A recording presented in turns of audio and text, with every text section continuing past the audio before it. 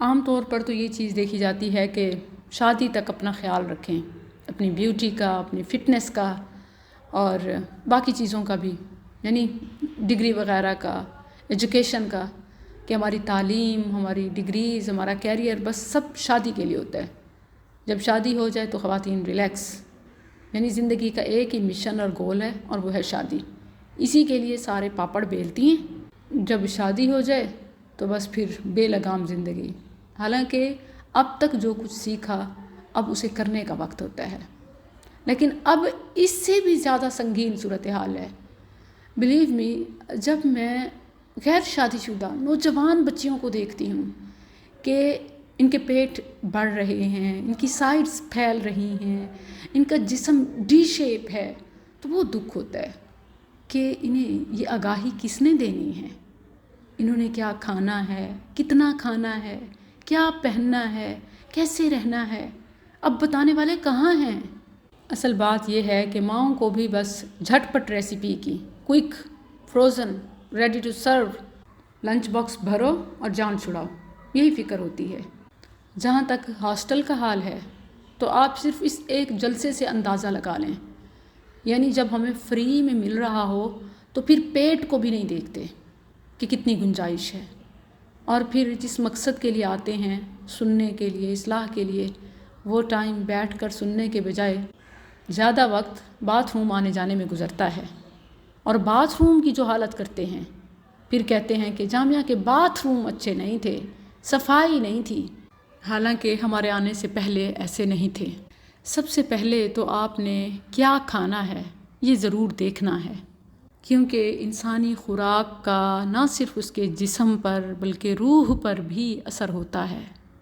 کھایا نظر آتا ہے، کھایا بولتا ہے، کھایا تلتا ہے۔ روز قیامت ہر انسان کا ترازو میں وزن کیا جائے گا، تو جو ہم کھاتے ہیں وہ پازیٹیو ہوگا یا نیگیٹو، اور عبادات کی قبولیت کا، حتیٰ کہ دعاؤں کی قبولیت کا بھی انسان کے کھانے سے بڑا گہرا تعلق ہے۔ کھانا صرف مزے کے لیے، پیٹ بھرنے کے لیے نہیں، بلکہ فٹ اور ایکٹیو رہنے کے لیے کھانا ہے۔ جو بھی چیزیں انسان کے لیے فائدہ مند ہیں، اللہ نے حلال حرام، ہیلدی جنک، آرگینک گھر کی یا فاسٹ فوڈ، بازاری، آرٹیفیشل، باہر کی مصنوعات، ان کی اللہ نے الگ کیٹیگریز بنا دی ہیں۔ دیکھیں، اللہ سبحانہ و تعالیٰ نے صرف حلال اور حرام نہیں بلکہ حلال کے ساتھ طیب کی بھی شرط لگائی ہے، اور جہاں کلو فرمایا وہاں ولا تسرفو بھی فرمایا، یعنی حلال میں بھی عقل کو کھول کے رکھو، ہیلدی کھاؤ، آرگینک کھاؤ، قدرتی کھاؤ، صاف ستھرا کھاؤ، اور ضرورت جتنا کھاؤ۔ خود رسول اللہ صلی اللہ علیہ وسلم ابھی بھوک باقی ہوتی کھانا چھوڑ دیتے، اور ہم آخری لقمے تک کھاتے ہیں، خاص طور پر مال مفت دل بے رحم، آج مل رہا ہے جیسے پھر کل نہیں ملے گا، یا اگلے جلسے تک کا کوٹا پورا کر لیں۔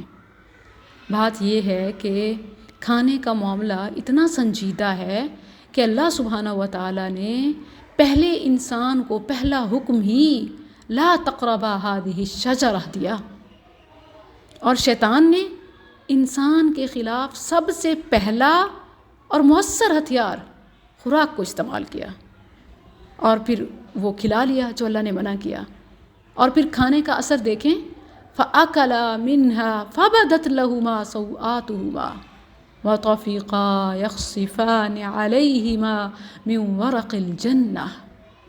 خوراک کا اثر نہ صرف زندگی بلکہ صحت، مزاج اور عاقبت تک ہوتا ہے۔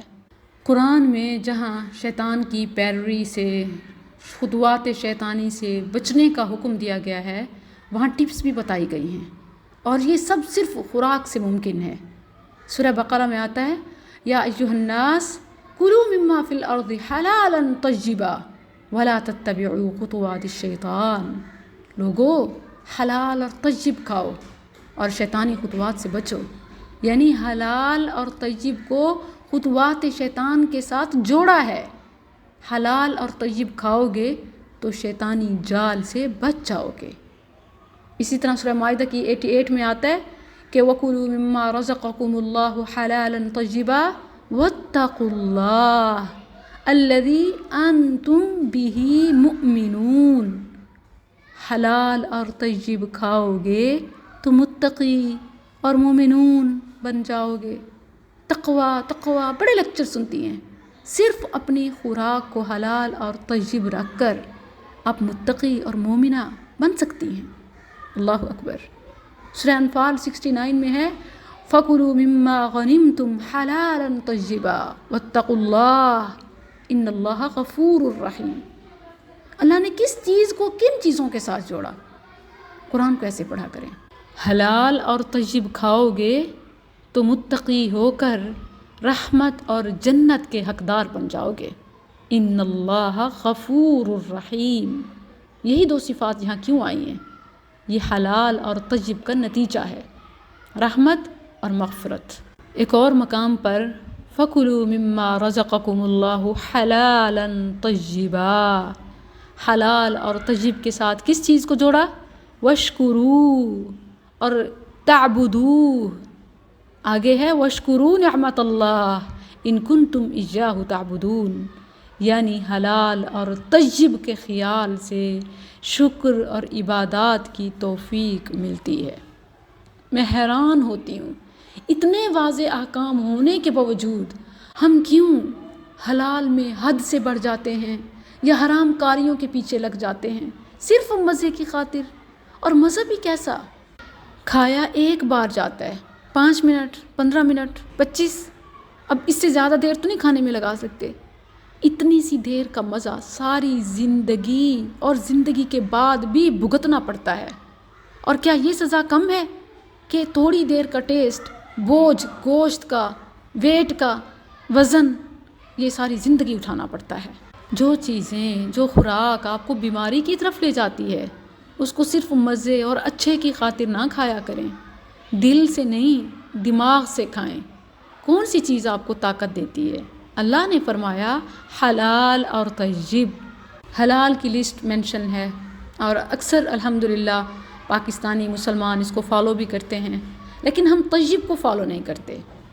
اسکرین پر نظر آنے والا چیزی پیزا اچھا ہو سکتا ہے مگر عملی زندگی میں صفر ہے، آپ کو طاقت، آپ کو صحت نہیں دے گا۔ اللہ نے تو ساتھ طیب بھی فرمایا ہے نا۔ اسی طرح مزے مزے کی ڈیفرنٹ ریسیپیز چینلز پر وائرل ہو سکتی ہیں مگر معدے کے لیے نہیں۔ معدے کے لیے وہی ہول ویٹ اور گھر کی روٹی ہی بہتر ہے۔ میدا، چینی، رنگ برنگے سالن، مرغن بھنے ہوئے کھانے، یہ آئل نکال دیجئے اپنی زندگی سے۔ اللہ نے فرمایا حلالًا طیبا۔ ہمارا تو روزانہ کا سالن ہی کم از کم تو 25-50 اجزاء سے مل کر ہی بنتا ہے، جن میں سے اکثر غلط یا ایکسیسو ضرور ہوتی ہیں، over oil just for grease, جو اٹ سیلف ایک سالن ہے۔ قرآن کریم میں سالن کا نام آیا ہے، ذکر کس چیز کے لیے؟ اولیو آئل کمپلیٹ ایک سالن ہے، آئل کمپلیٹ ایک سالن ہے، یعنی اسی کے ساتھ روٹی کھائی جا سکتی ہے۔ اور ہم سالن کی لک بنانے کے لیے، تری کے لیے، رنگ کے لیے اس کو استعمال کرتے ہیں۔ چینی، وائٹ شوگر جو سلو پوائزن ہے، مگر ہم ایسے استعمال کرتے ہیں جیسے ثواب اور متبرک ہو۔